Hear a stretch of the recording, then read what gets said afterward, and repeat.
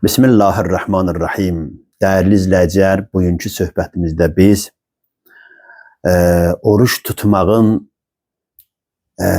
ruhun yüksəlişinə, nəfsin tərbiyəsinə təsir haqqında danışacağıq. Oruç tutmaq elə bir ilahi proqramdır ki, bütün zamanlarda insanların özünü tərbiyə etməsi üçün, həqiqi Allah bəndəsinə çevrilməsi üçün bütün ümmətlərə tövsiyə olunmuşdur. Oruc bütün dinlərdə mətrəh olunur.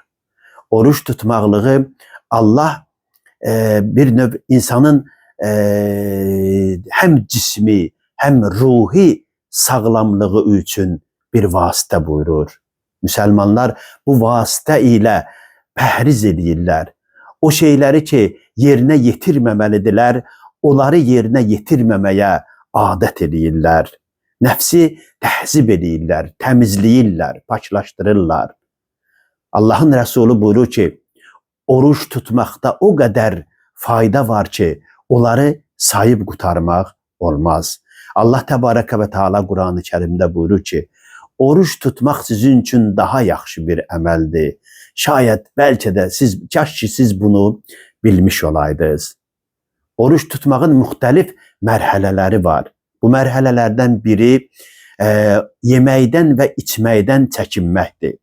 Amma daha yüksək, belə deyək ki, mərtəbəsi, daha yüksək təsiri odur ki, oruç tutan qeyd olunan məsələlərdən, yeməkdən, içməkdən çəkinməklə yanaşı, gərəkdir ki, pəhrizkar ola. Allahın rizayətini əldə etmək üçün ona verilmiş əmirləri yerinə yetirə. O, ruhunu, öz psixologiyasını oruç tutmaq vasitəsilə elə məqama yüksətməlidir ki, onu o düşüncə tərzi, onu o psixologiya, onu o xüsusiyyət bütün qeyri-insani əməllərdən çəkindirə bilsin.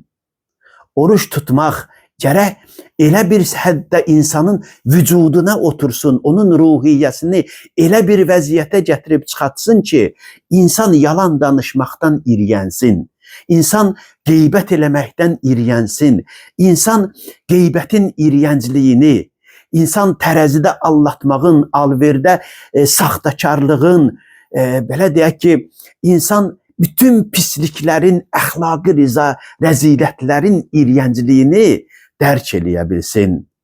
Bu zaman o təqvanı inkişaf elətdirə biləcək. Özünü elə bir məqama çatdıra biləcək ki, o gözəl əməllərin şirinliyini, zikrin şirinliyini, Allahı düşünməyin, Allahın rizayətini əldə etməyin ləzzətini dadmış olacaq. Belə bir haldadır ki, insan hətta günahı fikirləşməyə belə nifrət edir. Oruc insanı bu məqama çatdıran əməllərdən biridir. Təkcə yeyib içməkdən çəkinməklə oruç tutmaq olmur. İnsanın düşüncəsi oruc olmalıdır. Gözləri, qulaqları, fikri, qəlbi bütün pisliklərdən çəkinərək oruc olmalıdır. Vəssalamu aleykum və rəhmətullah.